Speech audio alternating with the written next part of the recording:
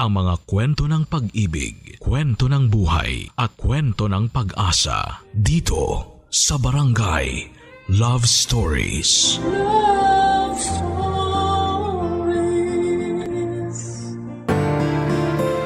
Ang pagkakaroon ng marangal na trabaho ay importante, lalo na kung meron tayong tinataguyod na pamilya. At mahalaga kahit na magkano ang kita natin dito dahil para naman yon sa kanila. Ikaw kabarangay, meron ka bang inspirasyon sa buhay para lalong magsikap sa iyong pagtatrabaho? Dear Papa Dudut, naranasan niyo na bang pasanin ang daigdig? Marahil sa iba ay masyadong mabigat ang tanong na ito. At baka isipin nila na may iba pa na mas mabigat ang pinagdaraanan kesa sa akin para masabi ko ang bagay na yan. Pero base sa mga naranasan ko bilang isang breadwinner ay sari-saring malungkot at mahirap na sitwasyon ang pinagdaanan ko sa kamay ng sarili ko pa talagang ina at kapatid. Kaya nga Papa Dudut, importanteng kumustahin din natin yung miyembro ng pamilya natin na mukhang matatag. Pero kinakaya na lang pala ang lahat. Bago ko umpisahan ang pagkukwento ko sa buhay ko ay pabati muna ng isang magandang tanghali sa inyo at sa mga kabarangay natin. Ako po si Stacy, 22 years old, taga Pasig at nagtatrabaho bilang call center agent. Marami nagsasabi na maswerte ako sa trabaho ko dahil nasa opisina raw, di aircon at hindi masyadong nag-iisip. Kasi sumasagot lamang ng tawag at malaki raw ang sinasahod. Pero sa totoo lang ay marami-rami rin akong iniluha sa mahigit 3 taong ko bilang isang ahente. Hindi naman kasi lahat ng mga sinasabi nila ay totoo, Papa Dudut. Walang madaling trabaho at madalas ay nakaka-frustrate. At Papa Dudut, mas nagiging doble ang hirap at pagod pag mismong pamilya mo ang hindi nakakaintindi sa pinagdaraanan mo.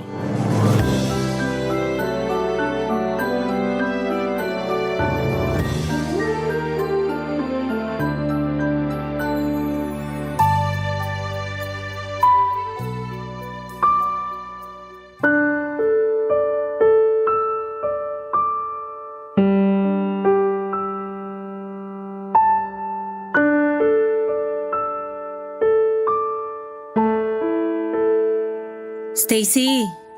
Stacy, nak! Gising! Nay, bakit po? Anong bakit po? Siyempre may kailangan ako sa'yo kaya kita ginigising. Pero parang katutulog ko lang kanina tapos ginising niyo na ako agad. May hirapan na naman ako nitong makatulog eh. Eh di magpatugtog ka na lang o kaya makinig ka nung ASMR ba yun para mabilis kang makatulog. Dami mo pang sinasabi dyan, akala mo naman krimen ang paggising sa'yo. Pagod lang po ako sa trabaho, Nay. Sana maintindihan niyo. Pagod din ako sa mga gawain dito sa bahay. Pero hindi ako nagreklamo sa inyo magkakapatid tungkol sa bagay na yon. Alam mo kung bakit? Kasi responsibilidad ko yon bilang nanay nyo. Tungkulin ko yon bilang ilaw ng tahanan. Tapos ikaw akala mo kung sino ka makapagsabi ng pagod? Natural, wala namang trabaho na pasarap lang eh. Ultimong mga boss na papagod din, oy. Hirap namang magsabi ng feeling sa inyo, Nay.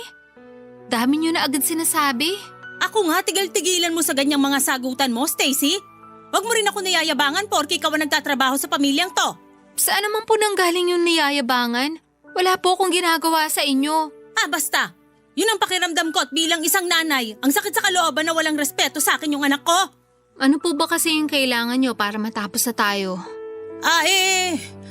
Ano kasi, nak? Hingin ko lang sana yung perang pang tuition ng kapatid mo ngayong pasukan. Saka kung pwede, dagdagan mo naman yung allowance nila kasi kinukulang ako sa pagbabudget. Po? Ngayon na po ba yung enrollment ni Cyrus? Nak, ikaw nang bahala sa mga kapatid mo kasi ikaw lang naman ang may trabaho sa atin. Pero Nay, kulang pa po yung pera ko rito. Sa makalawa pa yung sweldo namin eh. Ha? Wala ka bang naitatabi dyan? Sinabi ko naman sa'yo na ngayong araw yung enrollment ng kapatid mo. Paano na yan? Sinabi niyo po ba? Hindi ko kasi natandaan. Ako tong nasa 40 na pero mukhang ikaw tong mas ulyanin sa ating dalawa. Pasensya na po kayo. Marami lang po akong iniisip tapos pagod pa ako madalas sa shift ko. Kaya medyo nagiging makakalimutin ako. Wala akong pakialam. Gawa mo ng paraan yung pang-tuition ng kapatid mo kasi tsak mag-aalburuto yon pag sinabi kong wala kang pera. May naitabi pa naman po yata ako rito. Teka, kunin ko lang po. Sabi na meron yan eh. Ikaw pa ba? Imposibleng mawalan ka. Pang-emergency fund po to, Nay. Hindi ko nga po to dapat gagalawin kung hindi lang kailangan. Para naman yun sa kapatid mo Sakaanin mo yung pang-emergency fund mo wala namang emergency. Ikaw talaga kung ano-ano yung pinagsasasabi mo. Akin na yan, dali. Akin na. Oh, ito po, Nay. Okay na po ba yan? Kasama na ba rito yung sa allowance nila? Hindi pa naman po pasukan na. Enrollment pa lang. Kahit na, malapit na rin naman. Pagkatapos nito, bibilang ka lang ng 2 linggo, pasukan na. Baka po kasi magastos nyo lang kapag binigay ko agad sa inyo. Sinasabi mo bang gastador ako? Hindi naman po sa ganun, Nay. Nakakasakit ka ng loob, Stacy. Kung magsalita ka dyan, akala mo di mo ako nanay? Baka nakakalimutan mo ako nagluwal sa'yo sa mundo. Kung alam ko lang na ganyan ka sumagot-sagot, sana sinakal ko na lang yung pusod mo sa'yo. Papa Dudut, 18 anyos ako nang makapasok bilang call center agent. Yun din ang edad nang mamatay ang tatay namin. Biglaan yon at hindi namin inaasahan, lalo pa siya ang may trabaho sa pamilya. Paminsan-minsan ay tinutulungan siya ni nanay sa pamamagitan ng pagtitinda ng frozen goods na pang-ulam, pero madalas palugi at hindi tumutubo ang negosyo ng nanay ko. Magastos kasi siya at walang tiyaga, kaya naman pinatigil na siya ni tatay sa pagtitinda noong nabubuhay pa ito. Abonado pa kasi si tatay sa mga panindang hindi nababayaran ni nanay sa kinukunan nito. Hindi mayaman ang pamilya namin, Papa Dudut, pero proud ako na lahat kami ay nag-aaral noon kasama pa namin si tatay. Pero nung nawala siya ay tuluyang napilay ang pamilya namin. Kaya ako na ang nagkusang bumitaw sa pangarap kong makapagtapos ng pag-aaral, Papa Dudut. 2 buwan pagkatapos ilibing ni tatay ay nag-apply na ako ng trabaho.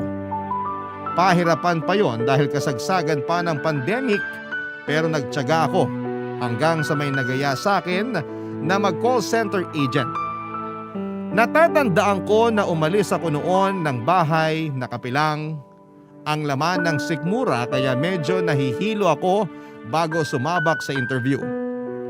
Pero ginawa ko pa rin ang lahat ng makakaya.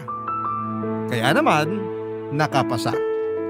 Natapos ko rin ang training at naging regular at doon na nagsimula ang pakikipagsapalaran ko bilang isang agent.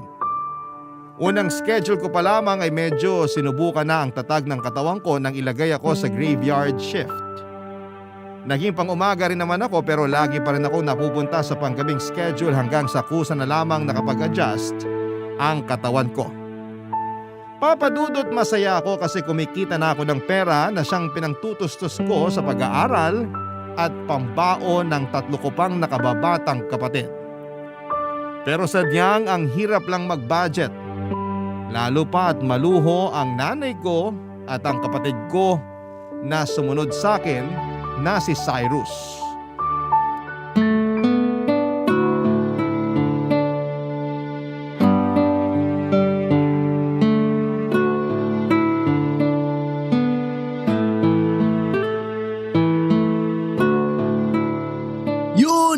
Naku, bopols naman ito. Hindi ganyan, tol. Pabuhat na nga, wala pang silbi. Wala, bakit Kainis. walang kanin? Cyrus, nagsaing ba kayo? Ay naku, hindi talaga marunong tong ugok na to eh. Cyrus, kinakausap kita. Ano ba yun, te? Istorbo ka naman. Kita mong may ginagawa ako. Ano ba yung ginagawa mo? Naglalaro ka lang naman. Ayan, natalo tuloy ako. Kasalanan mo to, ate. Wala akong ginagawa sa'yo Dinadaldal mo kasi ako kaya na-distract ako. Nagtatanong lang naman ako. Ano ba kasi yung tinatanong mo? Kung hindi pa kayo nagsaing, wala man lang kanin dun sa kaldero. Nagsaing kami, pero baka naubusan ka na. Bakit yun naman ako inubusan? Alam niyo naman kakain ako paggising eh. Nakalimutan namin na tirhan ka. Napasarap ng kain, kaya simot yung kanin. Hindi niyo rin yata ako tinirhan ng ulam no? Bumili ka na lang. May pera ka naman. Kesa naghanap ka ng wala. Damay mo na rin ako sa orderin mo, te. Nagutom ako bigla. Ano? Kung makaano ka, akala mo may patago kang pera ah. Tsaka nagtitipid ako, Cyrus. Hindi ako pwedeng basta gumastos lang. Ang damot mo naman. Ako pa talaga yung madamot? Totoo naman eh. Di ka na nga ng libre kung ano-ano pang sinasabi mo. Kapal naman ang mukha mo. Baka nakakalimutan mo na ako ang ate sa ating dalawa. Hindi ko kaya yun nakakalimutan. Saka ikaw nga ang ate. Kaya dapat ikaw ang manlibre. Ikaw tong may trabaho at sweldo tapos ang kuripot mo.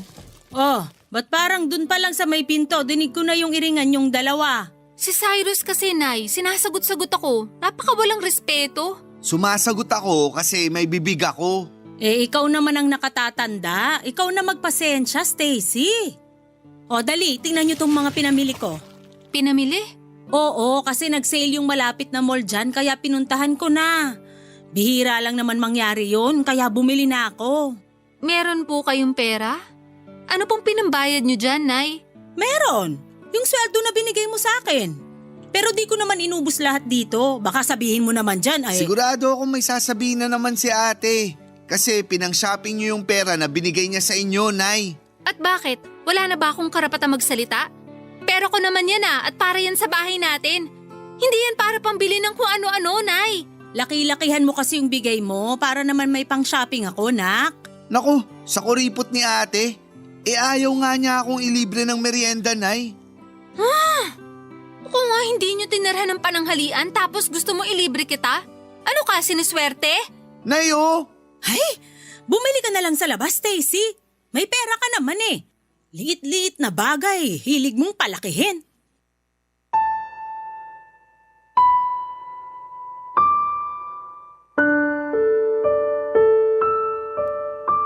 Papa Dudut, higit kanino man, sila ang madalas kong pinagsasabihan ng mga hinaing ko sa trabaho kaya umasa ako na naiintindihan nila ako.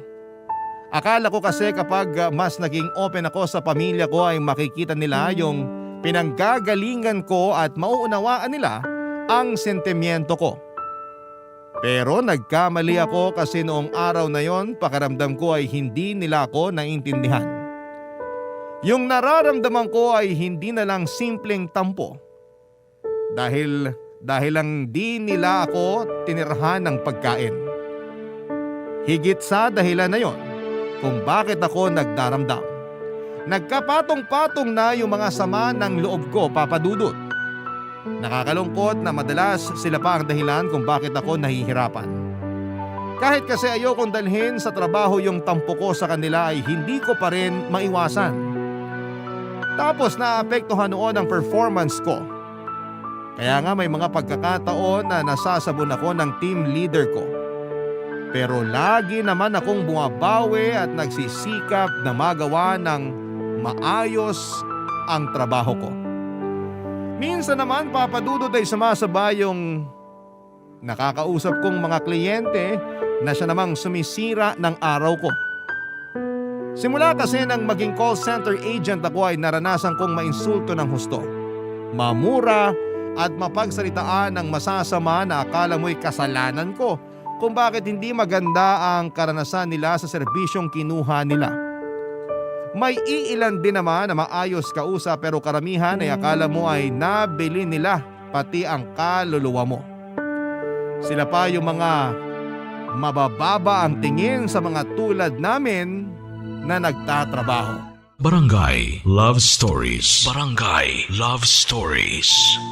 Kahit na nagtatrabaho na ako ng mga panahong yun at kumikita ng pera ay gusto ko pa rin makapagtapos ng pag-aaral. Gusto ko kasing maging teacher pero alam kong kailangan kong isantabi ang pangarap na yon. Dahil ang sabi ng nanay ko ay unahin ko munang pagtapusin sa kolehiyo ang kapatid kong si Cyrus. Pumayag na lamang ako kahit na may tampo ako kasi halata namang paborito ni nanay ang kapatid kong yon. Palibhas ay gwapo si Cyrus at madalas laman ang mga pageant simula elementary hanggang senior high school. Siyempre kasama si nanay sa kasikatan ng kapatid ko sa lugar namin dahil lagi siya nitong buntot sa tuwing may sinasalihan si Cyrus sa eskwelahan man o sa barangay namin, Papa Dudut. Masaya naman ako sa mga achievement ng kapatid ko kaya buwang tiwala ko na pagbubutihin niya ang pag-aaral. Kasi kung loloobin siya, siya yung unang makakapagtapos ng kolehiyo sa pamilya namin. Alam ko na kahit nawala na si tatay, proud pa rin siyang papalakpak sa langit para kay Cyrus. Kaya nga bilang ate niya ay ginawa ko talaga ang lahat para maibigay lang ang pangangailangan niya. Hindi mahirap sa akin na bigyan siya ng ekstrang pera pag nagkulang ang allowance niya, lalo na kung kailangan niya talaga. Sinabi ko noon sa sarili ko na wala akong hindi kakayaning gawin para sa mga kapatid ko, Papa Dudut.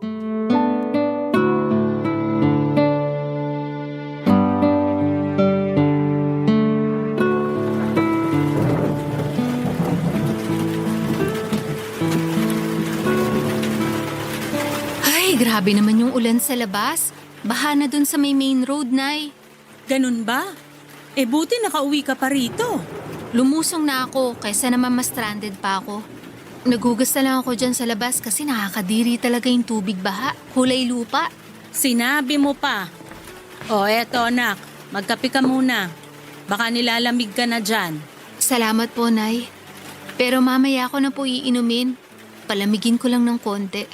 Ikaw bahala. Ito po pala yung sweldo ko, Nay. Ay, akin na, dali. Kanina ko pa nga yan hinihintay. Pero teka lang, bakit parang kulang yata to ng 1,000? Malaki po kasi yung kaltas namin ngayong cut-off eh. Kaya yan lang po muna maibibigay ko, Nay. Nak, kulang kasi to eh. Meron pa naman po tayong bigas, di ba? Oo, mga 5 kilo pa yon. Tipid-tipirin po muna natin. Tapos bilhin na lang tayo ng ulam na hindi masyadong mahal para magkasya po yung binigay ko. Gusto ko pa naman sanang magnilagang baboy ngayon. Ang mahal pa naman ang kilo ng karne. Sakto sana sa malamig na panahon. Pwede naman po kayong bumili ng kalahati. Tapos damihan nyo na lang yung gulay at sabaw. Hindi kumakain ng gulay yung mga kapatid mo, lalo na si Cyrus. Uy, nandito na pala yung maganda kong ate. Bakit bigla ka yatang bumait? Mabait naman talaga ako. Ngayon mo lang napansin? Ay naku, tigilan mo ko. May kailangan ka sa akin, no? Uy, paano mo nalaman? May salaing manghuhula ka ba? Kilala kong hilatsa ng bituka mo. Pero kung pera yan, ngayon palang sinasabi ko na wala akong maibibigay. Hindi naman pera. Laptop sana ate. Laptop? Kailangan ng pera pambili niyan. Wala ako nun. Kailangan ko kasi sa pag-aaral ko eh. Baka pwede mo magawa ng paraan. Pinagsasabi mo. Hindi naman ako dumadampot ng pera sa kalsada. Ay, sige na Stacy. Huwag mo nang pagdamutan yung kapatid mo. Para naman sa school niya yun. Para mapadali ang pag-aaral niya, kaya tulungan mo na yung kapatid mo. Hindi ko naman po pinagdadamutan si Cyrus. Pero wala akong pera pambili ng laptop. Ang mahal-mahal kaya nun. Di utangin mo na lang tapos hulug-hulugan mo buwan-buwan para di mabigat sa bulsa. Ganun din kasi ginawa nung kumari ko para makabili ng cellphone na mamahalin. Parang ang gusto kong kumuha ng hulugan. Yan naman ang wag na wag niyong gagawin, Nay. At bakit hindi? Palagay mo sa akin, walang pambayad? Ganun na nga po. Kasi sigurado ako na ako pa rin na magbabayad nun. Kaya kung gusto niyo makunan ko ng laptop si Cyrus, wag na kayong makisabay. Tama si ate.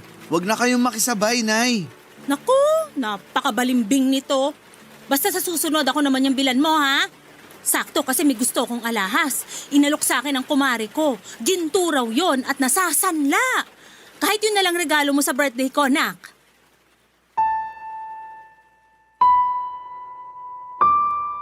Nang mga panahong yon ay 1 taon pa lang ako nagtatrabaho bilang call center agent. At lahat ng sweldo ko ay ibinibigay ko kay nanay.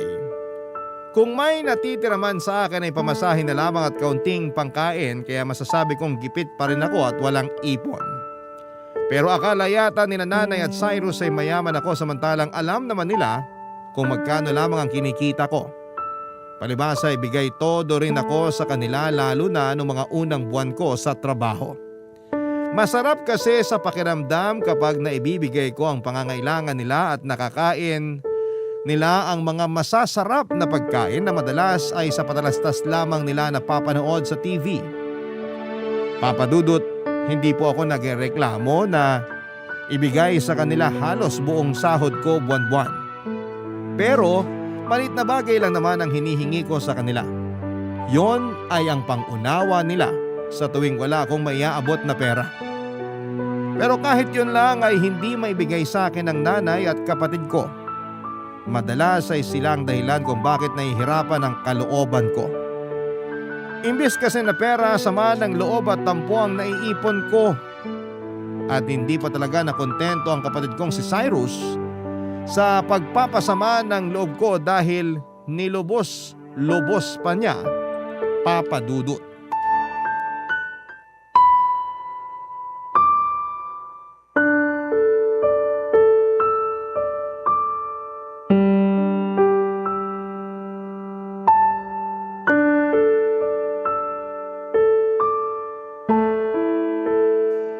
Nay, pag nalaman ni Ate Stacy na bagsak ako, baka magalit yun. At bakit naman magagalit ang ate mo? Siyempre, siya nagpapaaral sa akin. Siya rin nagbibigay ng baon ko. Tapos, nag-request pa ako ng laptop sa kanya na hanggang ngayon, hinuhulugan pa rin niya. Nandun na tayo. Pero di ka naman siguro matitiis ng ate mo, nak. Sigurado kayo, Nay, ha? Oo.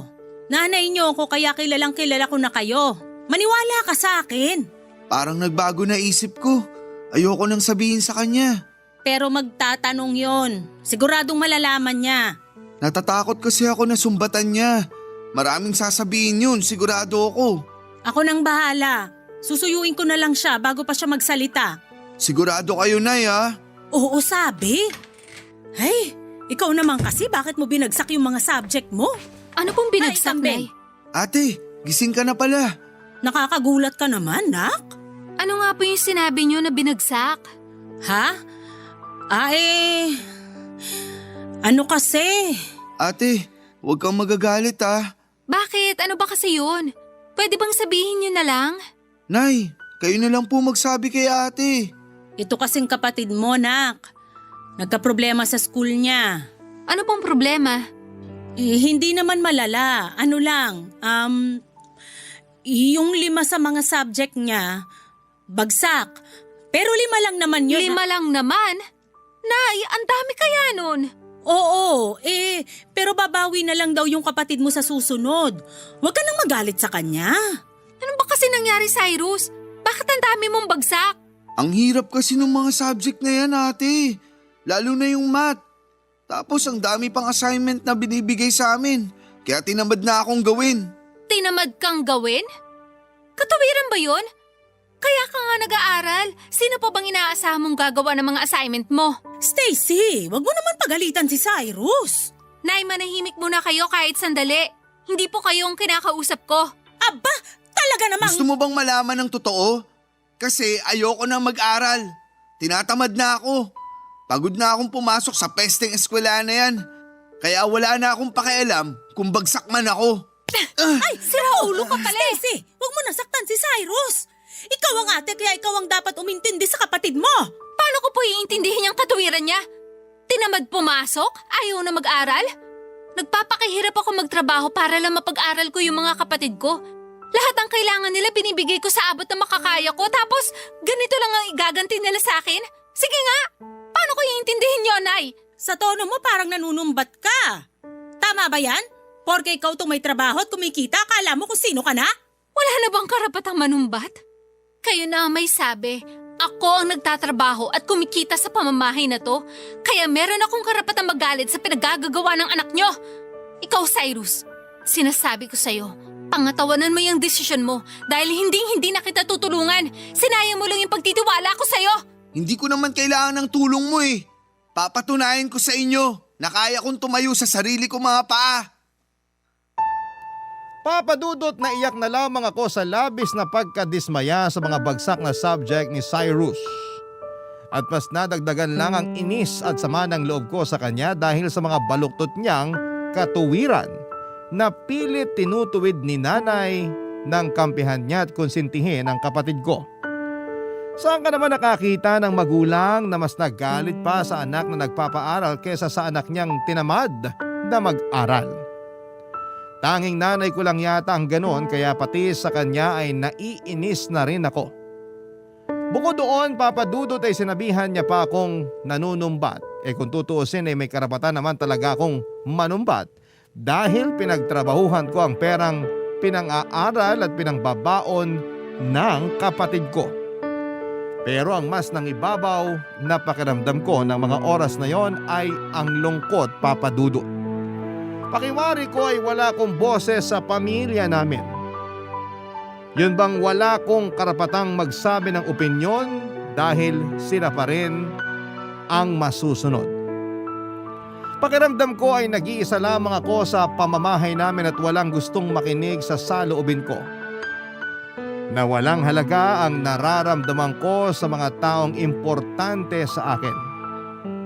At kaya ganun lang nila ako pakitunguhan kasi alam nilang hindi ko sila kayang tiisin. Totoo naman dahil may sa pusong mamon ako. Mana ako sa tatay ko Kaya alam nila na hindi ako magtatanim ng galit sa kanila at babalik din kami sa dati. Na para bang walang nangyari kahit na masama ang loob ko. Barangay Love Stories. Barangay Love Stories. Papa Dudut, nagpatuloy ang iringan namin sa bahay dahil sa pagkampi ni nanay kay Cyrus at pagkonsente sa kapabayaan nito sa pag-aaral. Ilang beses niyang sinabi sa akin na ako ang nakatatanda kaya dapat ay mas iniintindi ko ang nakababata kong kapatid. Pero nagmatigas ako dahil masama ang loob ko na hindi naman pala pinahalagahan ni Cyrus ang paghihirap ko para lang mapaaral siya. At mas lalo akong nadismaya sa kapatid kong yon nang tuluyan na siyang huminto sa pagpasok niya sa eskwelahan. Ni hindi na niya nagawang tapusin ang senior high school niya kaya naggalit ako sa kanya. Sa kabila ng lahat ay alam kong hindi ko pa rin siya mapipilit na gawin ang bagay na ayaw niyang gawin. Kaya naman hinayaan ko na lamang siya sa kagustuhan niya at yun nga ay ang magtrabaho para kumita na ng pera. Sa isip ko ay hindi lang naman siya ang kapatid ko. Meron pa akong 2 nakababatang kapatid na pwede kong tulungang makapagtapos ng pag-aaral, Papa Dudut. Nagpatuloy ako sa pagtatrabaho kahit na nagkakasakit na rin ako dahil sa sobrang stress. Wala rin naman akong masyadong inaasahang tulong kay Cyrus dahil kahit na pareho na kaming nagtatrabaho, alam kong mas unahin niyang tulungan ang sarili niya kesa sa akin at sa pamilya namin. Hindi nga ako nagkamali dahil sa bisyo lang tulad ng alak at yosi na pupunta ang mga sinasahod niya. Ni hindi nga niya maabutan ng kahit magkano itong sinanay kaya ako ang madalas nitong hinihingan, lalo na sa panluho nito. Hindi rin nag-aambag ng pambili ng bigas at ulam ang magaling kong kapatid. Tapos siya pa yung malakas kumain sa bahay namin. Madalas din siyang masisante sa kanyang trabaho dahil sa katamaran at pagmamarunong. Pakiramdam ko ng panahong yon ay malapit na akong mapanod sa stress dahil sa kapatid ko. At hindi pa talaga siya nakontento nung sinagad na niya ng tuluyan ang pagkagigil ko sa kanya, Papa Dudut.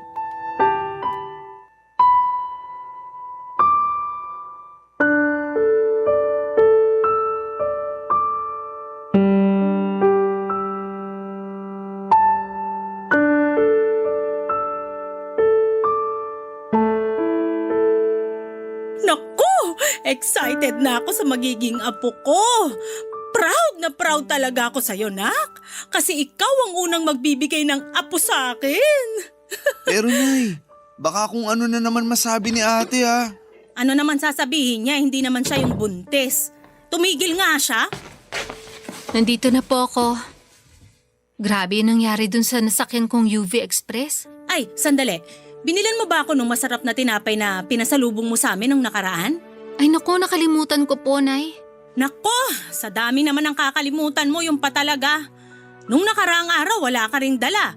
Tapos pati ba naman ngayon? At talaga mas concerned pa kayo sa tinapay na yon kaysa sa sarili niyong anak, Nay? O bakit? Wala naman nangyari sa'yo ah. Ibang klase talaga kayo. Minsan naiisip ko kung mahal niyo ba talaga ako kasi anak niyo ko o dahil lang may pakinabang ako sa inyo. Ano bang pinagsasasabi mo? Palagay mo sa akin, ganun kasamang ina? Hindi po, pero yun kasi ang pinararamdam niyo sa akin. Mas mahal niyo pa yung anak niyong puro sakit lang ng ulo ang binibigay sa inyo. Nananahimik ako rito, ate, ha? Totoo naman ang sinasabi ko ah. Bakit, nasaktan ka ba? Kapag di ka pa tumigil dyan, papatulan na talaga kita. Sige, gawin mo. Akala mo hindi ako marunong lumaban, ha? Magtigil na nga kayong dalawa. Si Ate Stacy yung pagsabihan nyo. Nananahimik ako rito, biglang nagpaparinig. Parang tanga. Stacy, tumigil ka na ah. Sige, kampehan niyo na naman yung paborito niyong anak.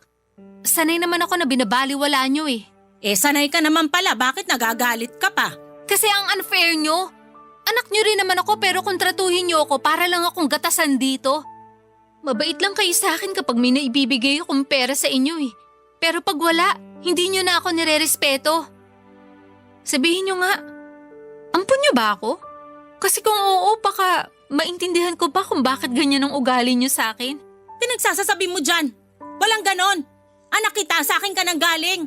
Muntik pa nga ako mamatay nung iniiri kita tapos sasabihin mo lang na ampon ka? Baliw na babae to ah. Alam mo, masyado lang mainit ang ulo mo. Kumalma ka nga, Stacy. Maupo ka kasi may babalita kami ng kapatid mo sa'yo. Ano yun? Ikaw na magsasabi o ako, Cyrus? Ikaw na, Nay. Parang kinakabahan ako sa sasabihin yung dalawa. Nangyari na kasi to nung bumagsak ka sa mga subject mo sa school. Iba naman yung ngayon. Sigurado akong matutuwa ka, anak. Kasi magiging auntie ka na. Ano pong sabi niyo? Nakabuntis ako, ate. Magkakabibi na ako. Ha? Paano nangyari yun? May girlfriend ka? Meron. Nabuntis ko na nga, di ba? Pero ang bata mo pa. Paanong bata pa? Nakabuntis na nga yung kapatid mo.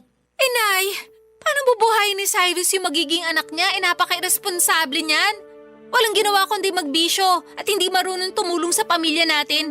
Tingnan niyo, wala na nga ulit yung trabaho tapos nakuha pa niyang bumuo ng sarili niyang pamilya.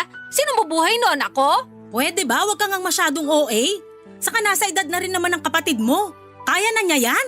Hindi ako naniniwala kasi hanggang ngayon wala pa rin siyang napapatunayan sa akin. Hanggang ngayon, puro lang sakit ang ulo ang nakukuha ko sa anak niyong yan.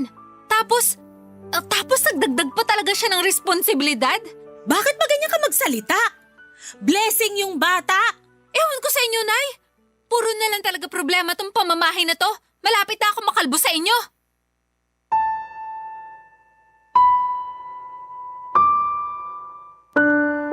Papa Dudut, paanong magiging biyaya ang isang bata kung wala ka namang kakayahang buhayin ito? Siguro kung sa iba ay blessing ang magkaroon ng anak pero para sa mismong bata ay sumpa sa kanya na isilang sa pamilya na pababayaan lamang siyang magutom at magkasakit. Nasabi ko yon dahil alam kong wala pang kakayahan si Cyrus na maging responsableng tatay.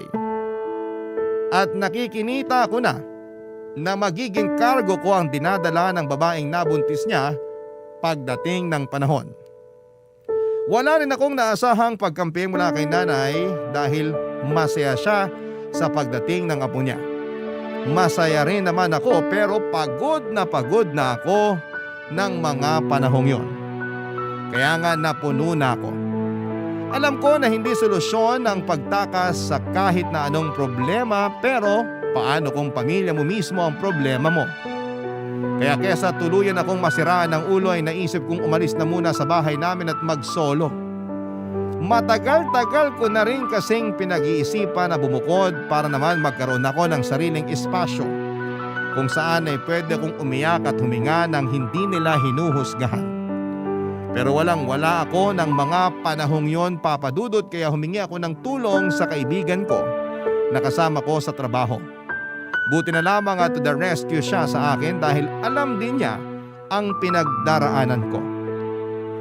Pinatuloy niya ako sa nirerentahan niyang apartment since mag-isa lamang siyang nakatira doon.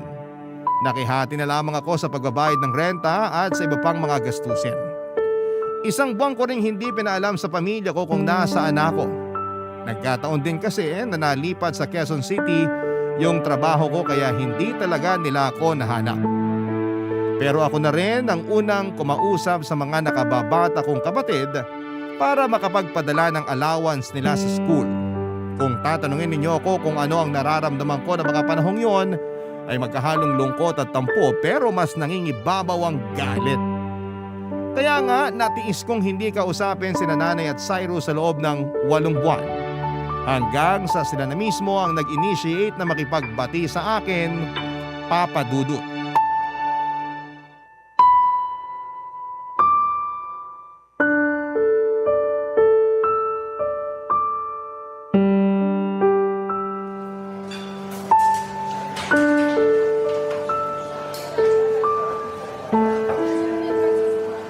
Nak, buti na lang pumayag ka na makipagkita sa amin ni Cyrus.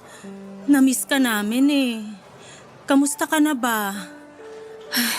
Okay lang po, Nay. Kayo po, kumusta? Ito, ang laki ng pagsisisi namin ng kapatid mo kasi huli na nung na-realize namin na mahalaga ka pala sa amin. Nung umalis ka, ibang-iba na yung bahay natin. Bigla akong naramdaman na parang nawalan ako ng anak at hindi ko pala kaya yon kaya patawarin mo sana kami. Pasensya na po kayo kung umalis ako sa atin. Kung hindi ko po kasi ginawa yun, baka mabaliw na ako. Alam ko may kasalanan din ako kasi iniwan ko kayo. Sorry po, Nay. Kami yung dapat humingi ng tawad, ate. Kasi kami yung nagtulak sa'yo na umalis sa bahay para iwanan kami. Ako sa totoo lang, hiyang-hiya talaga ako sa'yo. Hindi ko alam kung paano ka haharapin ngayon pero nilakasan ko na lang yung loob ko. Kasi gabi-gabi akong kinakain ng konsensya ko. Sabi ko sa sarili ko, gusto kong humingi ng tawad sa'yo. Pero di mo na responsibilidad na patawarin ako dahil sa mga kasalanan ko sa'yo. Ako rin, Nak. Marami kaming natutunan nung nawala ka sa bahay. Naalala kong maging nanay sa mga kapatid mo nung umalis ka. Dapat kasi hindi ko yung kinalimutan nung nawala ang tatay niyo. Dapat di ko pinasa sa'yo yung responsibilidad na yun para di ka nahirapan at nagsakripisyo. Naisip ko baka magalit sa akin ang tatay mo pag nagkita kami sa kabilang buhay kasi pinabayaan kita, Nak. Pinabayaan ko yung panganay namin. Nay, wag na po kayong umiyak. Sorry, Nak. Maiintindihan ko kung di mo ako kagad mapapatawad. Pero sana wag mo pa rin kalimutan na may nanay ka. Miss ka na namin sa bahay. Miss na kita. Totoo yung sinabi ni nanay, ate. Lagi kang hinahanap ng mga kapatid natin sa amin. At tinatanong nila kung kailan ka raw uuwi. At kapag hinahanap ka nila sa akin, nalulungkot ako kasi di namin alam kung saan ka hahanapin. Ay, miss ka na namin. Marami ring nangyari na nakakalungkot. Pero masasabi ko na nagturo yun ang pinakamalaking aral sa buhay ko. Anong ibig mong sabihin? Ano nangyari? Namatay ang baby ko. Premature siya nung pinanganak tapos di na rin niya nakayanan. Kaya bumigay na yung katawan niya. 5 oras lang namin siyang nakasama bago niya kami iniwan. Pasensya ka na, Cyrus, ha? Kung alam ko lang sana nadamayan kita. Okay lang yun kasi kinaya ko naman. Pero mas kakayanin ko kung kasama ko kayo na pamilya ko. Pangako, hindi na ako mawawala. Nandito na ulit ako. Hindi ko na kayo iiwan. Nandito na uli si ate. Salamat, ate. Salamat talaga. Pangako rin, tutulungan na kita sa pagtataguyod ng pamilya natin. Hindi ka na mag-iisa kasi kasama mo na ako. Magsisikap ako para umasenso tayo. Ako rin tutulong sa inyo. Kasi mas magaan ang isang trabaho kung marami tayong gumagawa. Saka pamilya tayo. Dapat lang na nagtutulungan tayo. Pasensya ka na, anak, kung ngayon lang namin na-realize tong bagay na to, ha? Sana hindi pa huli ang lahat para magbago kami at patunayan na nagsisisi na kami sa mga kasalanan namin sa'yo. Hindi pa naman po huli ang lahat eh. Tungkol naman po sa mga kasalanan nyo. Kalimutan na natin yun kasi nakaraan na yun. Kayo na ang nagsabi, pamilya tayo. At ang alam ko sa isang pamilya, bukod sa nagmamahalan, nagkakapatawaran din. Kaya pinapatawad ko na po kayo.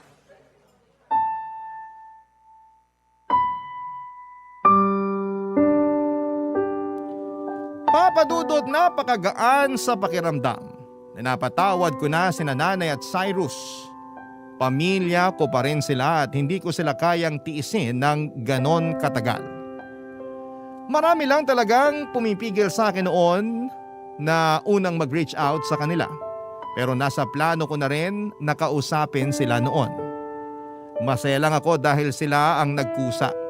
Mas lalo kong na-appreciate ang ginawa nila. At bagaman may malungkot silang binalita sa akin, alam kong mas makakaya naming harapin ang bawat pagsubok sa buhay namin ng sama-sama. Pamilya, Papa Dudut, ang takbuhan natin sa oras ng kagipitan at pangangailangan. Kaya nga dapat maging kakampi natin ang isa't isa. Sa mga magulang ay dapat magmumula ang pagbubuklod-buklod ng bawat miyembro at hindi ang pagkawatak-watak. Yun ang mga natutunan kong aral mula sa mga naranasan ko sa buhay. At yun din ang gusto kong ibahagi sa mga kabarangay natin ngayong araw. Bukod doon ay natutunan ko rin po ang tamang pagtulong. Yun bang hindi mo kailangang ibigay ang lahat kung ikaw lang din ang mawawalan sa dulo. Kaya nga may kasabihan na you cannot give what you don't have. Okay lang mapagod at magpahinga at unahin ang sarili para lalo kang mas makatulong sa iba. Isa pong mahigpit na yakap para sa lahat ng mga breadwinner. Saludo ako sa inyo dahil katulad ninyo ko. Sana nakukuha ninyo ang suporta na kailangan ninyo mula sa inyong pamilya. Higit sa lahat ay sana hindi ninyo sinosolo ang responsibilidad lalo na kung pwede naman nila kayong tulungan.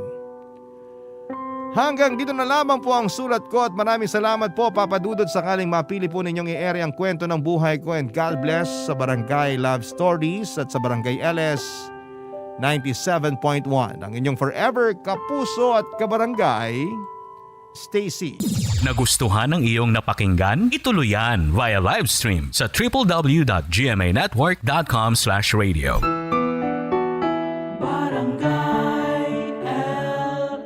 In Mega Manila, 97.1.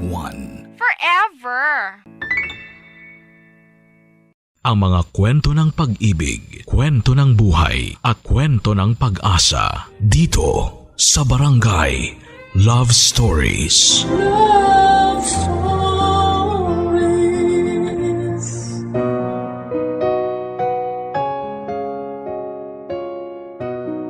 Puppy love ang tawag sa pag-ibig na nararamdaman ng mga kabataan na first time pa lamang umibig. Minsan, ito ang klase ng pag-ibig na mahirap kalimutan at mahirap higitan. Ganon pa man, puppy love man o true love, isa lang ang maibibigay nitong aral sa taong sumugal sa pag-ibig. Ito ay kung papaano umibig ng buo at totoo. Ngayong araw, tunghayan natin ang bagong kwentong handog ng kabarangay nating si Strelia. Dito lamang sa mga kwento ng pag-ibig, buhay at pag-asa sa nangungunang Barangay Love Stories. Dear Papa Dudut, magandang araw Papa Dudut, ako po si Strelia, ang inyong letter sender ngayong araw. Pero ang nilalaman ng sulat ko para sa inyo ay kwento ng dalawang pinakaimportanteng tao sa buhay ko. Sa nauna ko pong sulat, kwento ni Sol ang ibinahagi ko sa inyo. Sa pagkakataong ito ay kwento naman ng dalagang si Luna ang mapapakinggan ninyo. Pangalawa sa 7 magkakapatid si Luna Papadudut. Nakatira sa squatters area, hindi na siya nakapagtapos ng pag-aaral dahil sa kahirapan. Hanggang elementary lang ang tinapos nito. Na hindi na nga siya nakatungtong ng grade 6 at hanggang grade 5 lamang siya dahil hindi na kayang suportahan ng mga magulang niya ang kanyang pag-aaral. Sa kanyang paglaki wala siyang ibang ginawa kundi ang tumulong sa mga magulang niya para makaraos ang pamilya nila sa bawat araw. Sa murang edad ay nangalakal na siya noon. Pagsapit ng edad na 15 ay nagtrabaho siya sa gulayan.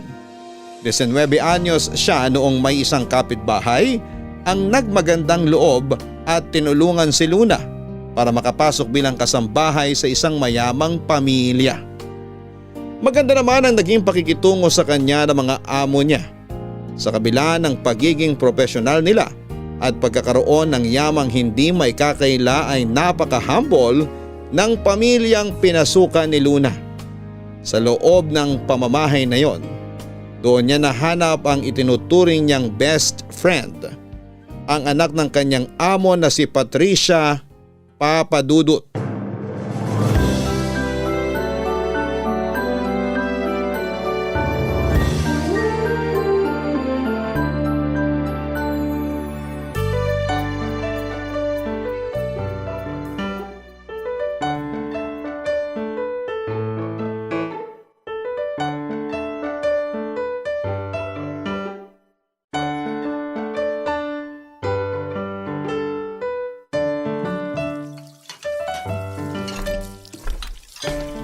Luna, may ginagawa ka pa?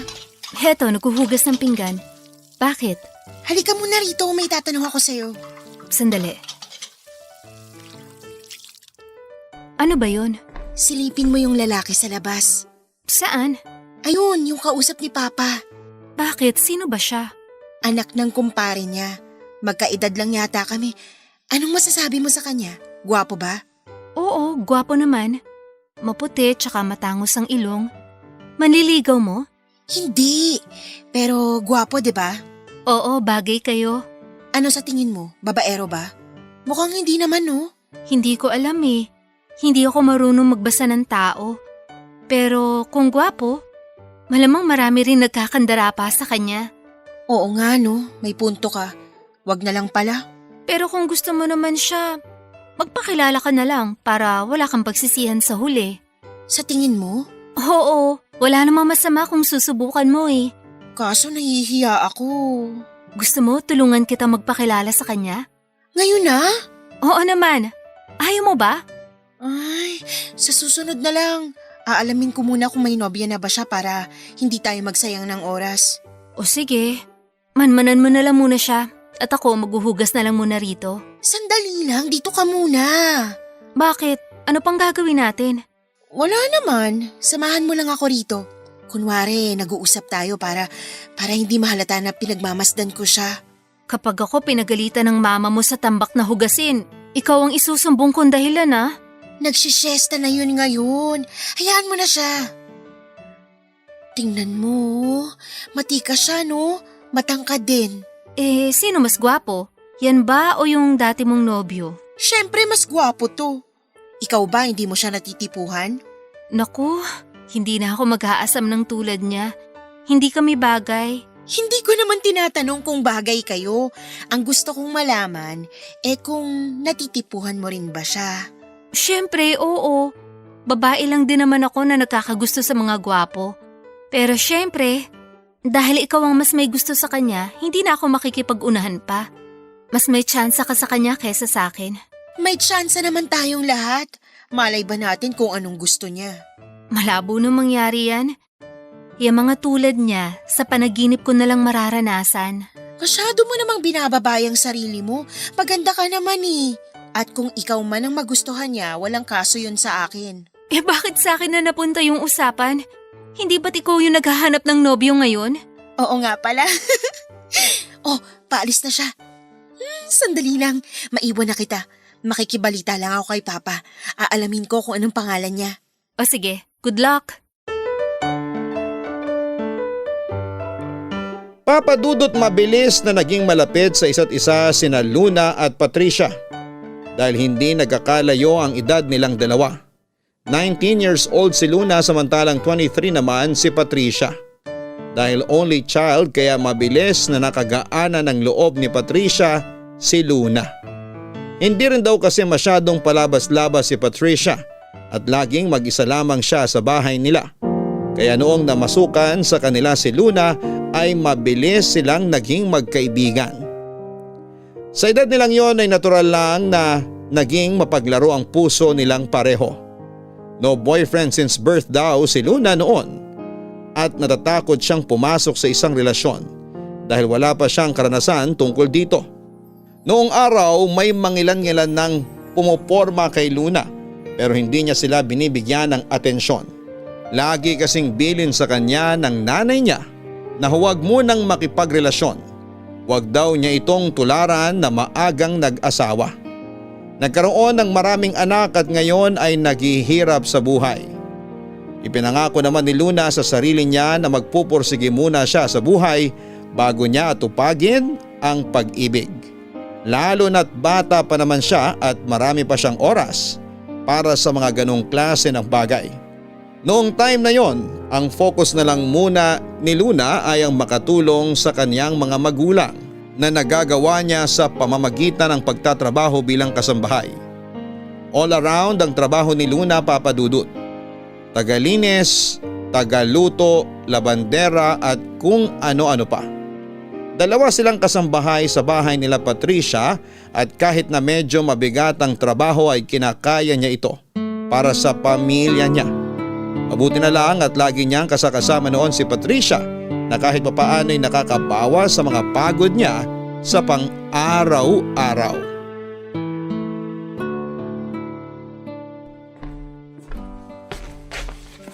Oh, Luna!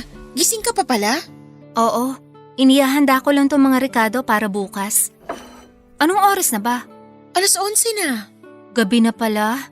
Kailangan ko nang tapusin to. May bisita yata ang mama mo kaya medyo madaming iluluto bukas. Ah, oo nga. Bibisita rito yung mga amiga niya. Yun nga ang sabi niya. Bakit gising ka pa pala? Hindi ako makatulog eh. Ayaw akong dalawin ng antok. Samahan mo na lang muna ako rito kung gusto mo. May tutulong ba ako? Itong patatas, balatan mo na lang tapos ilagay mo sa tubig. Sige, amin na yan. San kaya pwedeng maglakwatsa bukas? Bakit ka maglalakwatsa? Magkakaroon ng handaan dito sa bahay niyo tapos aalis ka? Ay nako, hindi mo kilala ang mga amiga ni Mama. Tsaka ako napuputaktihin na naman nila ako ng mga tanong tungkol sa dating nobyo ko. Matagal na kayo naghiwalay, di ba? Oo, 2 taon din kami nun. Kung kailan pinakilala ko na siya sa pamilya ko, saka naman kami naghiwalay. Bakit naman? Ano palang dahilan ba't kayo naghiwalay? Nagloko! Talaga?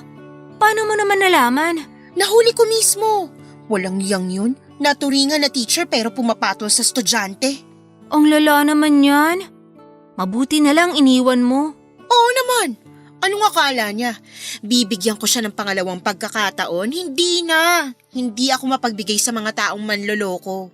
Tama nga naman. Eh ikaw, nagkaroon ka na ba ng nobyo? Naku, hindi pa. Ayaw ni nanay. Bakit naman? Pinagbabawalan ka? Hindi naman ako pinagbabawalan. Pero mas gusto niyang wag muna ako makipagrelasyon. Kasi nga, ayaw daw niya ako matulad sa kanya na maaga nagkaroon ng pamilya. Pero, paano kung may manligaw sa'yo? Hindi ko nalang pinapansin. May kapitbahay nga kami noon na nagpakita ng motibo sa akin. Kako sa kanya, wag muna kasi gusto ko munang tulungan ng mga magulang ko. Eh, ano bang tipo mo sa mga lalaki? Hindi naman ako tumitingin sa panlabas na anyo. Basta ba responsable at walang bisyo, pwede na sa akin yun. Siyempre dapat mahal din niya ako. Ako naman, gusto ko yung profesional. Ayoko sa tambay at palamunin. Tapos dapat gwapo rin. At higit sa lahat, tapat. Sigurado naman ako makakahanap ka ng lalaking tulad ng sinasabi mo. Maganda ka naman eh, tsaka mayaman. Pero ang hirap nang makahanap ng tapat ngayon. Halos lahat yata ng lalaki manloloko na eh. Hindi naman lahat. Yung papa mo ba manloloko? Hindi naman, di ba? O sige, hindi lahat. Pero karamihan manloloko. Kaya nga ayoko rin makipagrelasyon pa eh. Baka masayang lang ang oras ko, lalo na kapag natapat ako sa manloloko. Tama ka dyan sa sinabi mo.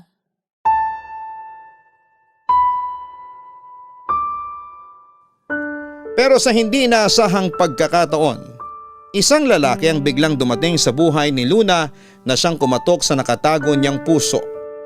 1969 noon, nung unang nakatagpo ni Luna ang kauna-unahang lalaki na bumihag sa kanyang puso, si Manuel. Binabakbak noon ang kalsada sa harapan ng bahay nila Patricia para sa isang road widening project. Mahabang kalsada sa lugar nila pero masikip ito, kaya karaniwang one-way lang ang daanan. Matagal na rin kasing inirereklamo ng mga tao doon ang isang drainage sa lugar. Kaunting ulan lang ay binabaha na sila.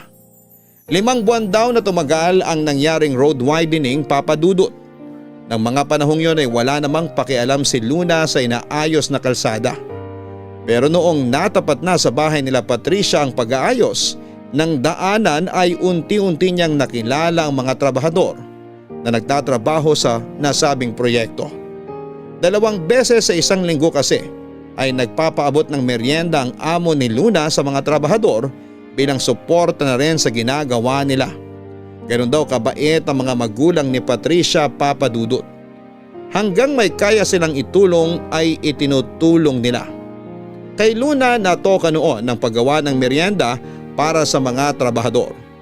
Minsan nagdadala siya ng tubig sa kanila at ipinagluluto nila ito ng pagkain bago sila matapos sa ginagawa nila. Doon na po niya unang nasilayan si Manuel. Papa Dudut, hindi naging maganda ang unang pagkikita nila Luna at Manuel. Nagluto siya noon ng bilo-bilo. Ito ang ilan sa mga recipe na natutunan niya mula sa kanyang nanay. Pagsapit ng 3:00 ay karaniwang nagpapahinga na ang mga trabahador. Pero ng araw na yon ay abala pa rin ang lahat sa mga ginagawa nila. Lumabas si Luna, dala ang mainit-init pang bilo-bilo at inaya niya ang mga trabahador na magpahinga na muna. Hindi siya pinansin ng mga ito hanggang sa isang lalaki ang lumapit kay Luna at tinanong kung sino siya. Masaya namang nagpakilala si Luna, pero ang mga ngiti sa labi nito ay biglang nawala noong pinagalitan siya ng lalaki. Wala daw siyang karapatang magdesisyon kung kailan magpapahinga ang mga trabahador dahil hindi naman siya ang boss. Nagpantig ang mga tenga noon ni Luna at sinagot ang lalaki, pero noong nalaman niya kung sino ang kinakausap niya ay halos mamula ang morena niyang kutis. Ang lalaki pa lang yon ay walang iba kundi ang engineer ng mga gumagawa. Hindi naman kasi akalain ni Luna na engineer ang kinakausap niya noon. Masyado kasing bata ang itsura nito at ang damit niya ay katulad din ng mga trabahador. Inakala niya na bagong sali lamang ito sa mga manggagawa na hindi pa niya nakikilala. Iniwan na lamang ni Luna ang niluto niyang pagkain sa gilid, sabay takbo pabalik sa bahay. Hiyang-hiya siya noon, Papa Dudut. Lalo na't nakita ng lahat ang nangyaring bangayan sa pagitan ng dalawa. Simula noon ay kinausap na ni Luna ang kasama niyang kasambahay na magpalit sila ng trabaho, pero hindi naman pumayag ang kasama niya. Noong dumating ang araw na nagpamerienda ulit ang amo niya ay bumahag ang buntot ni Luna. Noong nakita niyang nandun na naman ang boss ng mga trabahador na pakakainin sana niya.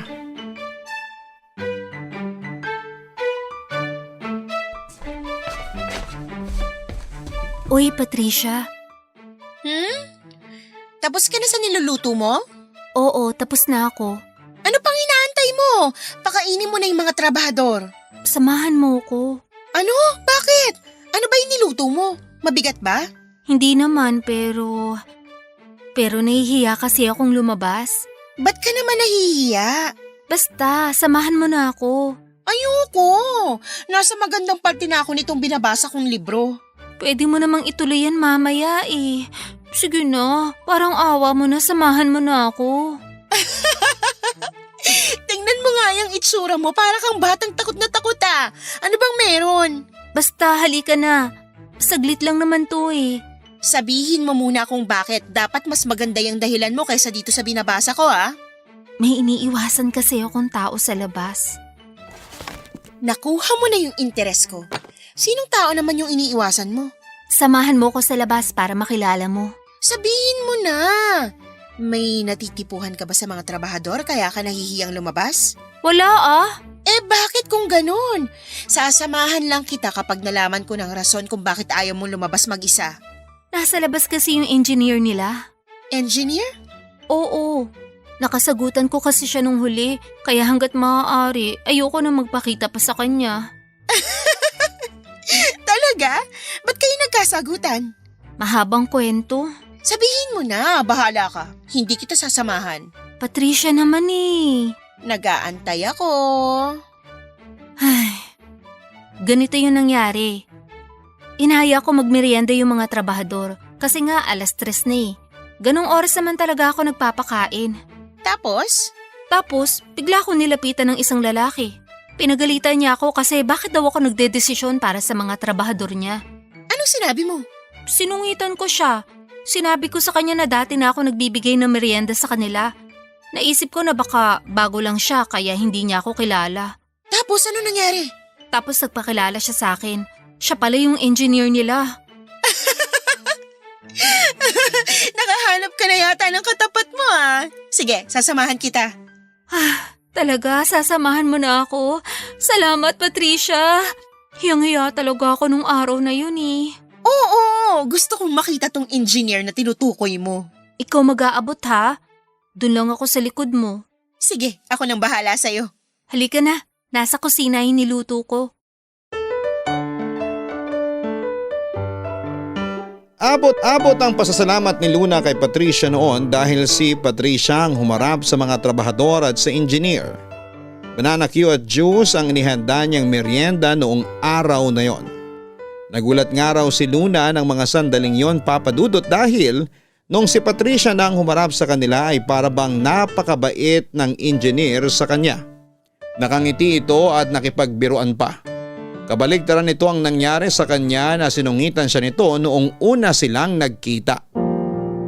Masungit, isnabero at istrikto, iyan daw ang unang impresyon ni Luna sa lalaki na kalaunan ay nalaman niyang Manuel ang pangalan mula kay Patricia.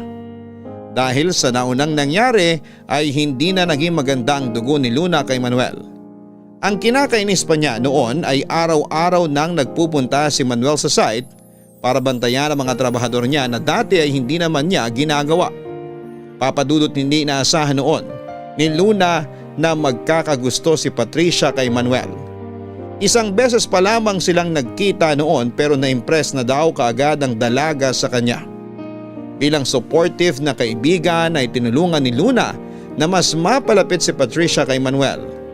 Tinuruan niya si Patricia na magluto ng merienda para kay Manuel at sa mga trabahador nito.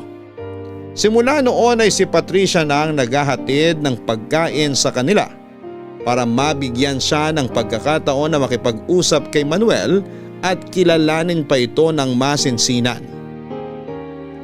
Papadudot ng minsang wala sa bahay si Patricia at mag-isa lamang si Luna na nagpakain sa mga trabahador ay nagkaroon ng chance sina Luna at Manuel na mag-usap. Sa pag-uusap nilang yon ay isang bagay ang nalaman niya.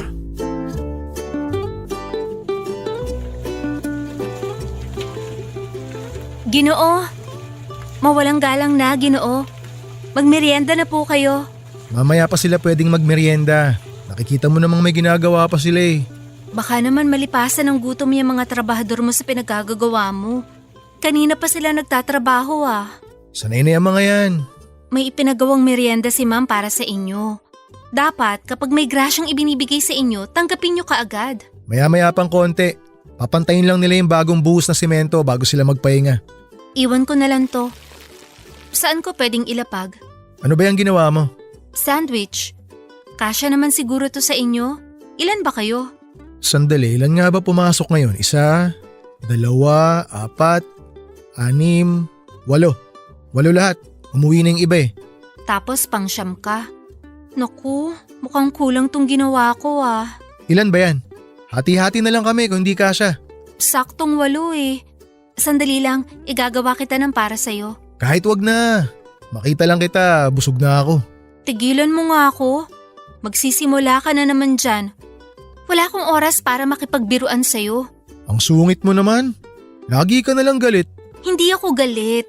Hindi lang talaga ako mabait sa mga kagaya mo. Ha? Bakit? Ano bang meron sa akin? Bahala ka dyan. Iiwan ko na lang to. Dito ka na muna. Samahan mo kami magmerienda.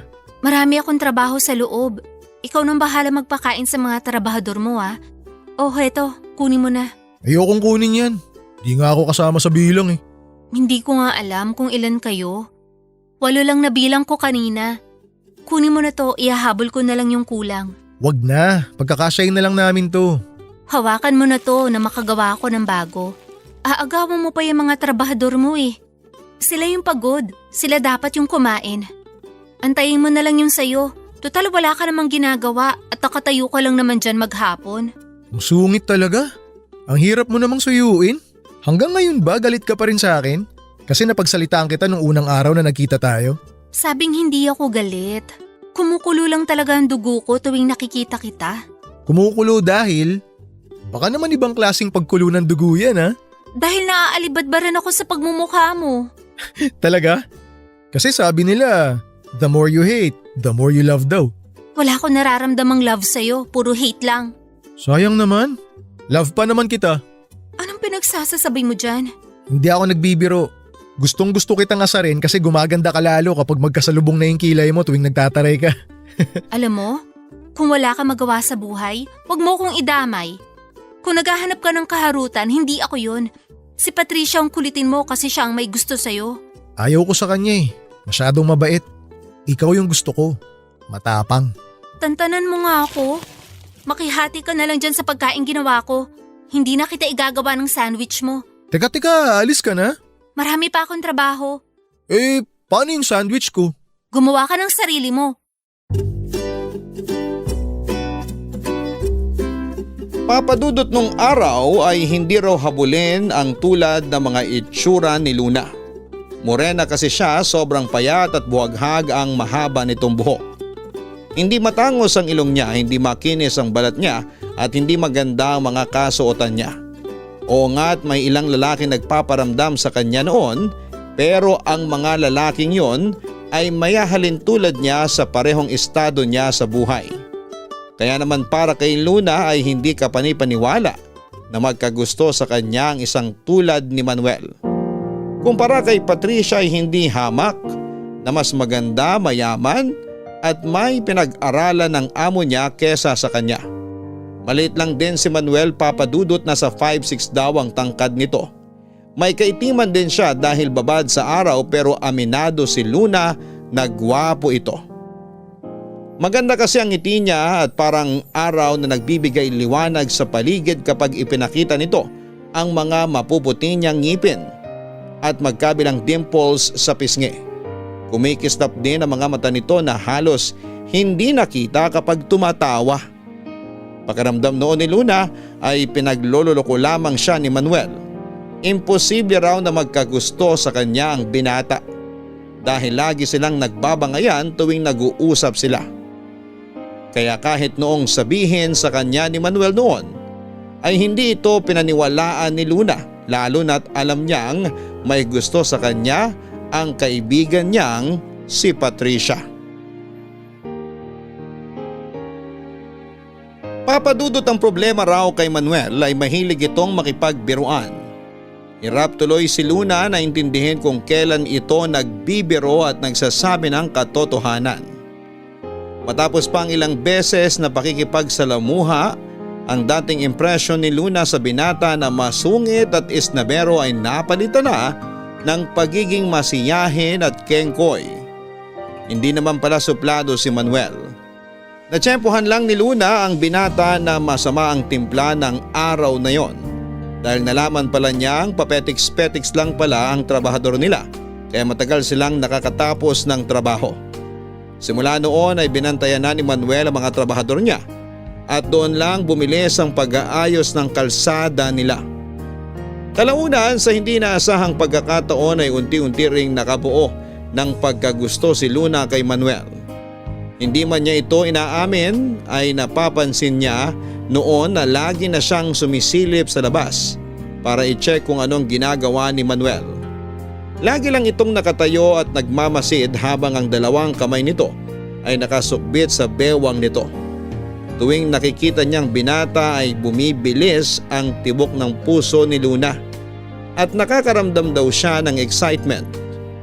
Doon lang napagtanto ng dalaga na kahit away bati silang dalawa ay nahulog na ang loob niya kay Manuel.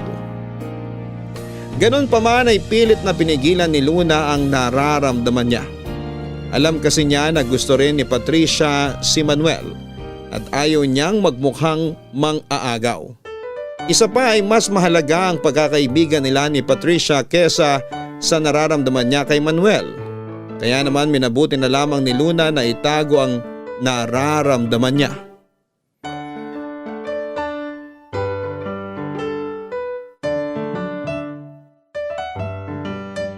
Sarap na sarap yung mga trabahador sa luto mo, ha? Oo nga eh. Ngayon lang ako nakapagluto ng ganon. Talaga? Ngayon ka lang nakapagluto ng lugaw? Oo.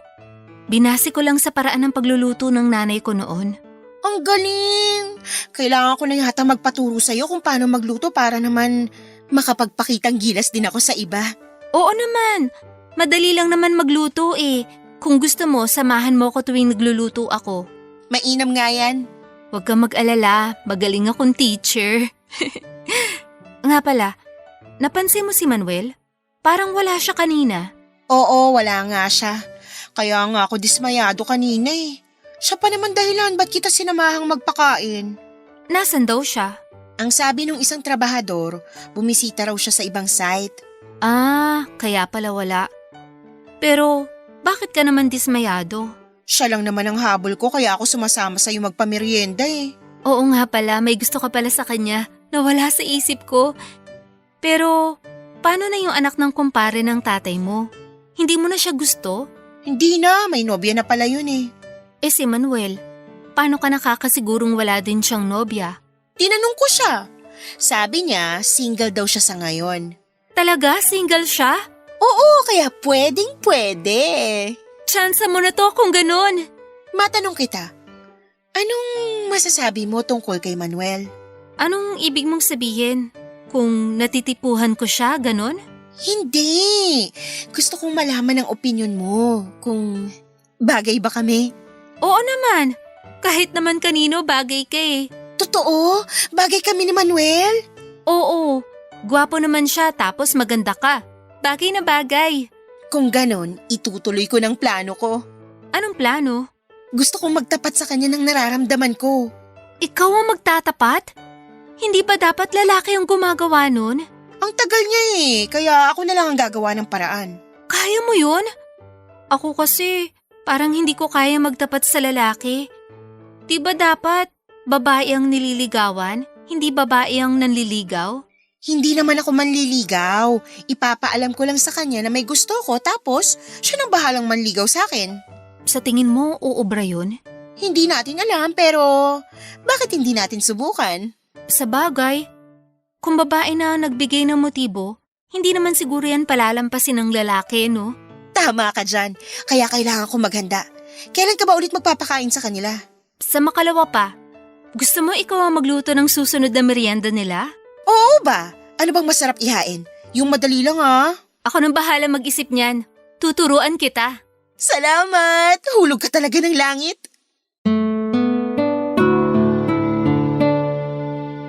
Tuwing nakikita ni Luna sina Patricia at Manuel na masayang nag-uusap ay hindi niya maiwasang makaramdam ng kaunting inggit at selos.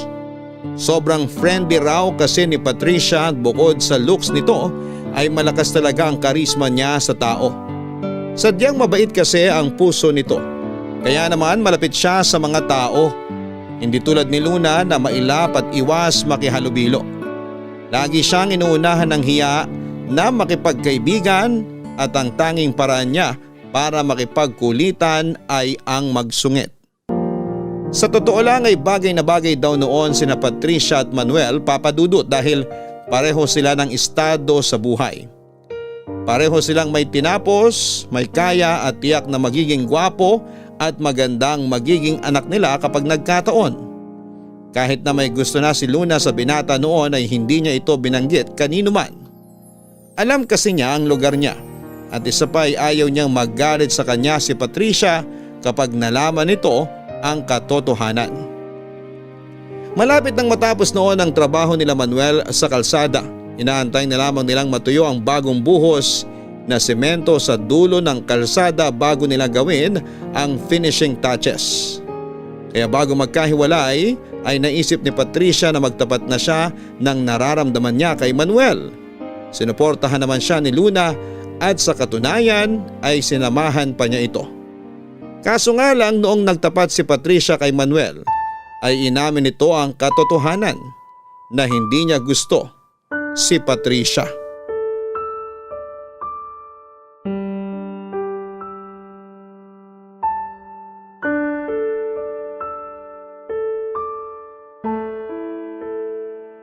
Ay, pasensya ka na Patricia. Maganda ka, matalino, mayaman. Pero hindi talaga kita nakikita para maging kasintahan ko eh. Bakit naman? Oo nga, wala ka nang hahanapin pa. Na kay Patricia na lahat kung tutuusin. Ano bang hinahanap mo sa isang babae? Bakit hindi ako pwede? Hindi ko rin alam kung ano ba talaga hinahanap ko pero may nakilala kasi akong babae na natitipuhan ko ngayon. Pasensya ka na talaga ha.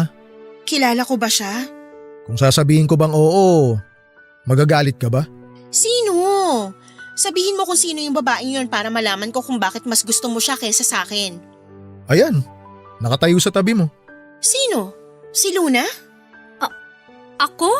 Oo, ikaw Luna. Siya ang gusto ko, Patricia. Nagpapatawa ka ba? Patricia, huwag ka maniwala sa kanya. Nagbibiro na naman siguro yung si Manuel. Hindi totoo yung lumalabas sa bibig niya. Ano namang nagustuhan mo kay Luna? Masungit, suplada, mataray pero maalaga, mabuti ang puso, marunong makibagay. Tumigil ka nga dyan, Manuel. Magseryoso ka naman kahit ngayon lang. Nagtatapat sa itong kaibigan ko tapos pinaglololoko mo lang kami? Sino ba kasing nagsabi na nakikipaglokohan ako? Seryoso ako, Luna. Ikaw nga ang gusto ko. Hindi ka kapanipaniwala. Bakit naman ayaw mong maniwala? Maiwan ko na kayo dyan. Kayo na lang munang dalawang mag-usap. Patricia, sandali! Pag-usapan nyo yan. Total, ikaw naman palang gusto niya. Patricia, antayin mo ako! Teka, Luna.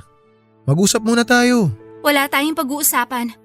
Si Patricia ang kailangan mong kausapin, hindi ako. Nasabi ko na sa kanya ang gusto niyang malaman. Wala na kaming dapat pag-usapan. Alam mo ba kung gaano kahirap para sa aming babae ang magtapat ng damdamin? Tapos ganun lang ang ginawa mo? Ano ba dapat ang gusto mong gawin ko? Lokohin ko siya. Mas mabuti na yun na nalaman niya yung totoo. Kesa naman abusuhin ko yung nararamdaman niya para sa akin. At ano tong sinasabi mo na gusto mo ko? Kailangan mo ba talagang gawin yon para lang masabi mong hindi mo gusto si Patricia? Kailangan mo pa ba akong idamay? Totoo ang mga sinabi ko, Luna. Gusto kita. Walang halong biro. Hindi pwede. Hindi ko kayang saktan ng kaibigan ko. Pero kung sakali bang walang gusto sa akin si Patricia, may chance bang magkagusto ka rin sa akin? Uy, Luna, tinatanong kita. Aalis na ako. Maiwan na kita. Kailangan ako ng kaibigan ko ngayon. Luna, sandali! Sagutin mo yung tanong ko!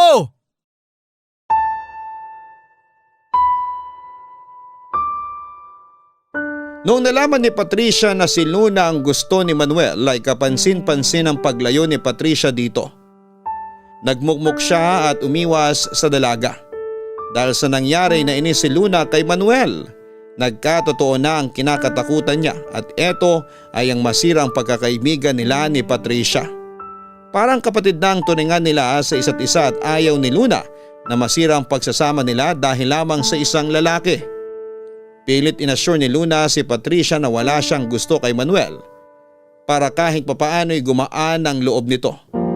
Pero kahit na anong gawin ni Luna ay nagbago ang pakikitungo ni Patricia sa kanya. Minabuti na lamang ni Luna noon Nahayaan na lamang muna si Patricia na mapag-isa dahil baka mawalan pa siya ng trabaho dahil sa nangyari. Kahit papaano ay hindi naman apektado ang trabaho ni Luna, Papa Dudut. Hindi siya kinikibuan ni Patricia pero hindi rin naman siya nito sinusungitan. Nalungkot si Luna sa mga nangyari pero naiintindihan niya ang pinanggagalingan ng kaibigan niya. Ang ginawa na lang nito tuwing nagbibigay siya ng merienda sa mga trabahador ay iniiwasan na lamang din ni Luna si Manuel para hindi na lumala pa ang nararamdamang sakit ni Patricia. Ang problema nga lang, hindi siya tinantana ni Manuel. Nagpatuloy ito sa pagpapa-impress kay Luna hanggang sa napuno na lamang siya. Naisip ni Luna na titigil lamang si Manuel kapag kinumpronta niya ito. Kaya ang ginawa niya ay kinausap niya si Manuel na tigilan na niya ang ginagawa niya. Dahil malabo raw na magkagusto si Luna sa kanya kahit na ang totoo ay gusto naman talaga niya ang binata.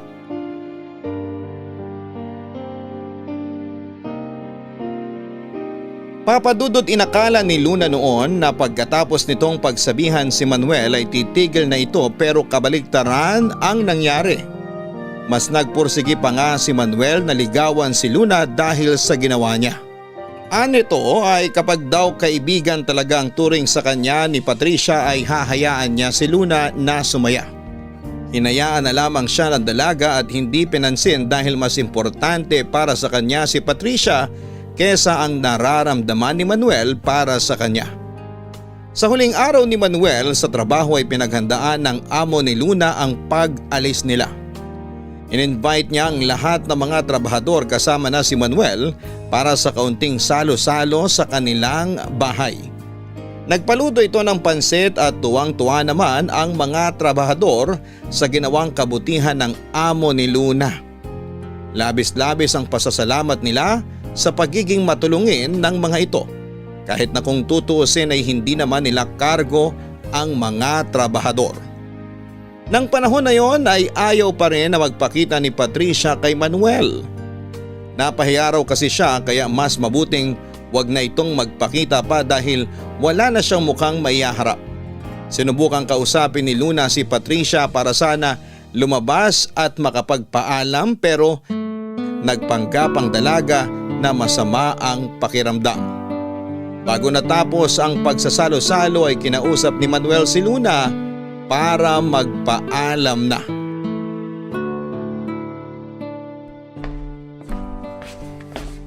Luna, alis na kami. Nasaan pala si Patricia?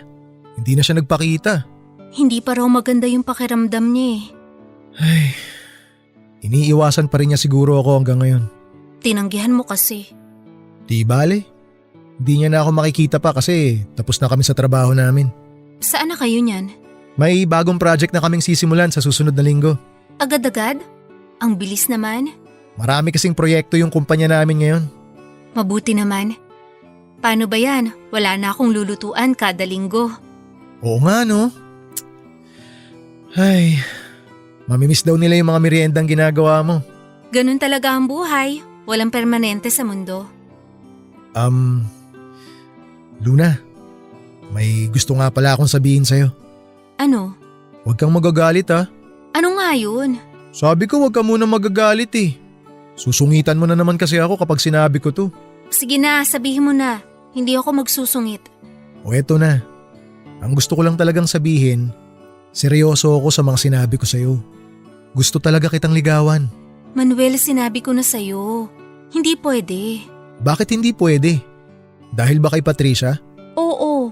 Alam naman natin pareho na gusto ka niya. Mas lalo lang siya masasaktan kapag nakita niyang nililigawan mo ko. Mas importante pa ba yung mararamdaman ng kaibigan mo kesa sa mismong kasiyahan mo? Oo, kasi mabait sila sa akin. Malaki na ang naitulong ng pamilya ni Patricia sa akin. Kaya kung maaari, ayoko makasakit ni isa sa kanila. Pero kung tunay na kaibigan ng turing ni Patricia sa'yo, hahayaan ka niya na maging masaya. Kaibigan din ang turing ko sa kanya. Kaya gusto ko rin siya maging masaya. Ay, ang hirap naman ng sitwasyon natin. Panigurado naman akong makakahanap ka pa dyan ng ibang babae na mas babagay sa'yo. Kung talagang ayaw mo, wala na akong magagawa. O paano? magpapaalam na ako sa'yo. Maraming salamat ha. Maraming salamat din. Oh, ayan na pala si Patricia. Patricia! Balita ko aalis na raw kayo. Oo, tapos na kami. Maraming salamat sa handa ninyo ha. Sobrang nabusog kami. Walang anuman. Hindi na kayo babalik? Hindi na. Tapos na trabaho namin dito eh. Ganun ba? Oo. O paano? Sige na. Mauna na ako sa inyo ha. Maiwan ko na muna kayong dalawa. Hinihintay na ako ng mga kasama ko sa labas. Salamat ulit ha. Mag-ingat kayo. Hahayaan mo na lang ba siyang umalis? Ha? Si Manuel. Aalis na raw siya. Hahayaan mo na lang siyang umalis? Hindi kita maintindihan. Gusto ka niya, 'di ba? Oo, yun ang sabi niya. Ikaw, gusto mo ba siya? Ako? Hindi. Wala akong gusto kay Manuel. Huwag mo na akong isipin. Kung gusto mo rin si Manuel, malaya kang magkagusto sa kanya. Hindi kita pipigilan. Pero… Marami pang ibang lalaki dyan. Marami pa akong makikilala na bago. Marahil, hindi nga talaga para sa akin si Manuel kasi hindi natin alam. Para sa'yo pala siya, 'di ba? Kaya hanggat hindi pa sila nakakaalis, habulin mo na siya at sabihin mo na sa kanyang totoong nararamdaman mo. Patricia, salamat!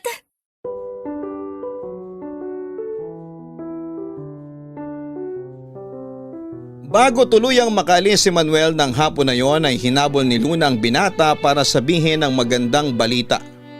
Doon din ay pumayag siyang magpaligaw na kay Manuel.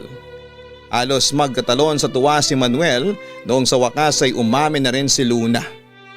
Dahil pumayag ang dalaga, kahit na wala ng trabaho si Manuel sa lugar nila Luna ay dumadayo pa rin ito sa bahay nila Patricia para ligawan si Luna. Noong panahong yon ay tanggap ni Patricia na si Luna talaga ang gusto ni Manuel. Sa katunayan ay naging supportive pa nga raw siya sa dalawa. Maging ang mga magulang ni Patricia ay natuwa noong nalaman nilang may manliligaw na si Luna. Papadudot hindi nagtagal ay sinagot din ni Luna si Manuel. Alam niyang magkaiba ang estado nilang dalawa pero hindi ito naging hadlang sa pagkakaibigan ng binata at dalaga. Para kay Luna, si Manuel daw ang nagsilbing araw niya na siyang nagbigay ng liwanag sa mundo niya na pinapalibutan ng madilim na kahirapan. Salat man siya sa yaman, ang kawalan nito ay pinuna naman ni Manuel ng tunay na pagmamahal. At doon pa lang ay masaya na si Luna. Nung nalaman ng magulang ni Luna na may nobyo na siya ay hindi naman siya pinagbawalan ng mga ito. Pero pinagsabihan siya na mag-ingat lang. Naging masaya ang pagsasama ni Manuel at Luna. Isang buwan bago ang anniversary nila bilang magkasintahan ay isang sorpresang inihanda ni Manuel para kay Luna. Sa tulong ni Patricia ay naghanda sila ng maliit na salo-salo sa kanilang bahay para mag-celebrate ng kanilang 1 taon na pagsasama.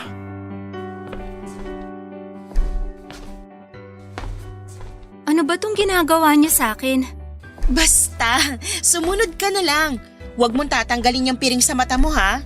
Tulungan mo ko maglakad, baka madapa ako. Hindi ko pa naman nakikitang dinadaanan ko. Malapit na tayo. Ayan, nandito na tayo. Pagbilang ko ng 3, tanggalin mo na yung blindfold mo ha. 1, 2, 3. Surprise! Surprise! Manuel! Anong ginagawa mo rito? Akala ko ba nasa site ka ngayon? Maaga ako nagpaalam para mapuntahan kita rito ngayong araw. Anong okasyon? Bakit may dala kang cake? Hindi lang cake ang dala niyan. Marami siyang pagkaing hinanda. Para saan? Wala namang may birthday ah. Para sa anniversary natin to. Ha? Sa susunod na buwan pa naman yun ah. Alam ko, pero naisip ko na ngayon na natin ipagdiwang yung anibersaryo natin. Kasi magiging abala na ako simula sa susunod na buwan eh. Bakit? Akala ko ba patapos na kayo sa proyekto nyo? May bago na naman ba ulit? Ako ang sasalo sa iniwang project ng kasamahan kong engineer. Malaking project yun eh, kaya baka hindi ako makapaglaan ng oras para sa anniversary natin kapag nagkataon. Kaya ngayon na tayo magdiriwang. Ganun na nga. Oh, ano pang hinihintay mo? Ibigay mo na yung cake at bulaklak na hawak mo. Oo nga pala. Heto, happy anniversary. Happy anniversary din. Paano yan? Wala akong naihanda para sa'yo. Huwag kang mag-alala, hindi mo na kailangan maghanda. Ang gagawin mo lang ngayong araw ay magpahinga. Ipinagpaalam na kita sa amo mo. Oo, ako nang bahala sa mga gawain mo dito sa bahay. Sigurado ka? Oo naman, isang araw lang naman eh. Ibibigay ko na sa inyong dalawa tong araw na to. Salamat, Patricia. Anong plano nyo ngayon? Saan mo dadalhin tong kaibigan ko, Manuel? Mamamasyal kami. May bagong bukas na theme park sa Pasay, yung Old na yung Pilipino. Doon tayo pupunta, Luna. Nagbukas na ba yun? Oo, bukas na. Maganda raw doon, sabi ng mga kakilala ko. Oh, nakakainggit naman. Gusto ko ring makapunta doon. Gusto mo bang sumama? Mamamasyal na lang ako doon mag-isa. Kayo na lang muna magpunta doon para masolo niyong isa't isa. Oh, ano pa ginagawa mo dyan, Luna? Magbihis ka na. O sige, sandali lang. Magbibihis na ako. Sandali, maiwan muna kita, Manuel. Susundan ko lang yon. Ako mag-aayos sa kanya para maging maganda siya sa araw na to. Sige, dito lang muna ako.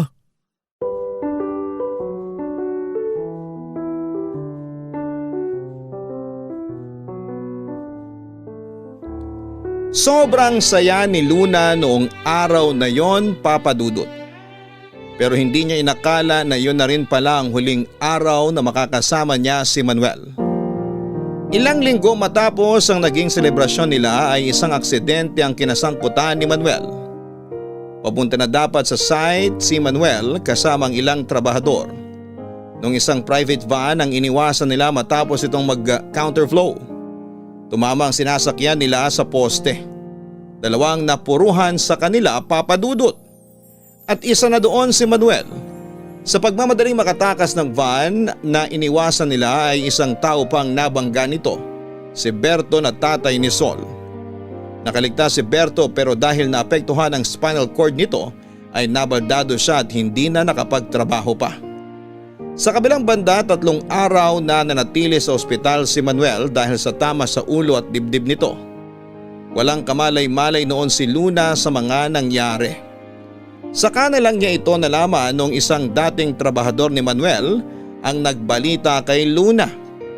Dali-dali siyang nagpunta sa ospital at doon ay binantayan niya ang kanyang nobyo. Pero sa 4 araw nito sa ospital ay tuluyan ng bumigay si Manuel. Yun ang first heartbreak ni Luna, Papa Dudut. Araw-araw niyang pinagluksa noon si Manuel.